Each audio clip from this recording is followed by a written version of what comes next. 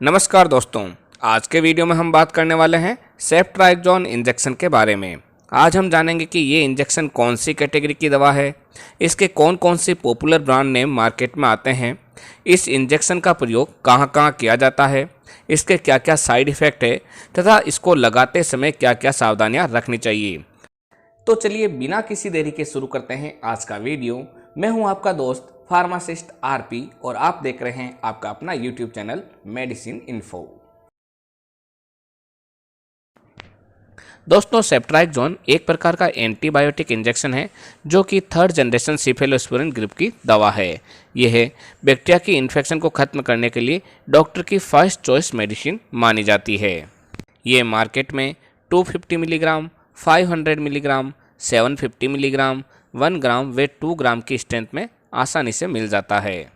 ये सामान्यतः powder form में पेरेंटल प्रिपरेशन के रूप में रहता है और जब कभी भी इसे अप्लाई करते हैं तो डिस्टिल वाटर यूज़ करते हुए इसको अप्लाई करते हैं।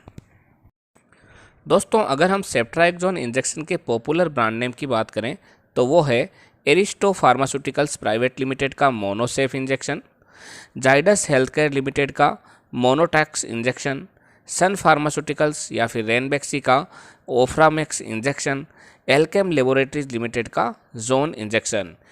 दोस्तों, ये इंजेक्शन आपके एरिया वाइज व डॉक्टर वाइज अलग अलग ब्रांड नेम से मिलेगा। आप इसकी जेनेरिक फॉर्म भी काम में ले सकते हैं। दोस्तों, ये एक एंटीबैक्टीरियल इंजेक्शन है और इसका उपयोग बैक्टीरिया के इन्फेक्शन को खत्म करने के लिए किया जाता है। इसके प्रमुख उपयोग देखें तो इसका सबसे पहला उपयोग है अपर रेस्पिरेटरी ट्रैक्ट इन्फेक्शन में, जैसे कि न्यूमोनिया कंडीशन, जिसके अंदर मरीज के फेफड़ों में इन्फेक्शन हो जाता है तथा मरीज को सांस लेने में परेशानी रहती है, वह खांसी भी चलती है। तो इसके ट्रीटमेंट में डॉक्टर द्वारा ये इंजेक्शन प्रेस्क्राइब किया जाता है। दोस्तों, इसका उपयोग ब्रोंकाइटिस में भी किया जाता है। ये भी रेस्पिरेटरी ट्रैक्ट का ही इन्फेक्शन है जिसमें मरीज के ब्रोंकाई में स्वेलिंग हो जाती है और सांस लेने में दिक्कत रहती है। यहाँ पर भी डॉक्टर द्वारा इस इंजेक्शन का प्रयोग किया जाता है। दोस्तों, इसका अगला उपयोग है मेनिंजाइटिस में, जिसमें मरीज के मस्तिष्क के भीतर मेनिंजेज में बैक्टीरियल इन्फेक्शन हो जाता है। तो इस इन्फेक्शन को समाप्त करने के लिए भी डॉक्टर द्वारा यह इंजेक्शन प्रयोग में लिया जाता है। इसका अगला उपयोग है यूरिनरी ट्रैक्ट इन्फेक्शन में, जिसे आमतौर पर यूटीआई भी कहा जाता है। इस बीमारी में पेशाब में जलन, पेशाब करते समय दर्द व लोअर एब्डोमेन में दर्द रहता है। तो ऐसी स्थिति में भी यह इंजेक्शन डॉक्टर द्वारा प्रेस्क्राइब किया जाता है। इसका अगला उपयोग है गोनोरिया डिजीज़ में। दोस्तों, इस बीमारी में महिलाओं व पुरुषों के जननांगों से गाढ़ा व लाल तरल का सीक्रेशन होने लगता है। पुरुषों के अंडकोश में दर्द व सूजन होने लगती है। महिलाओं में मासिक धर्म में ज़्यादा बहाव व ब्लीडिंग होती है तथा पेशाब करते समय जलन व दर्द हो तब भी इस इंजेक्शन का प्रयोग डॉक्टर द्वारा किया जाता है। दोस्तों, इसे किसी भी सर्जरी व ऑपरेशन के दौरान होने वाले इन्फेक्शन यानी कि pre and post operative infection में भी डॉक्टर द्वारा इसका प्रयोग किया जाता है। इसके अलावा इसका उपयोग कान के इन्फेक्शन में, जिसे हम ओटाइटिस मीडिया इन्फेक्शन भी कहते हैं, बोन व जॉइंट के इन्फेक्शन में, स्किन व सॉफ्ट टिश्यू के इन्फेक्शन में, पेल्विक इन्फ्लेमेटरी डिजीज़ में और ब्लड के इन्फेक्शन में भी किया जाता है। दोस्तों, अब हम बात कर लेते हैं कि इस इंजेक्शन को लगाने के बाद मरीज़ के अंदर क्या क्या साइड इफ़ेक्ट हो सकते हैं। तो इसके जो मेन साइड इफ़ेक्ट है वो है कि इंजेक्शन लगाने के तुरंत बाद मरीज़ को उल्टी का होना, मरीज़ के अंदर दस्त का लगना, शरीर में कंपकंपी महसूस होना, साथ ही साथ खून की कमी होना, जिसे हम हीमोलाइटिक एनीमिया भी कह सकते हैं, गाल ब्लैडर डिजीज़ का होना और जहाँ पे इंजेक्शन लगा हुआ है वहाँ पे तेज़ दर्द का रहना, ये इसके मुख्य साइड इफ़ेक्ट हो सकते हैं।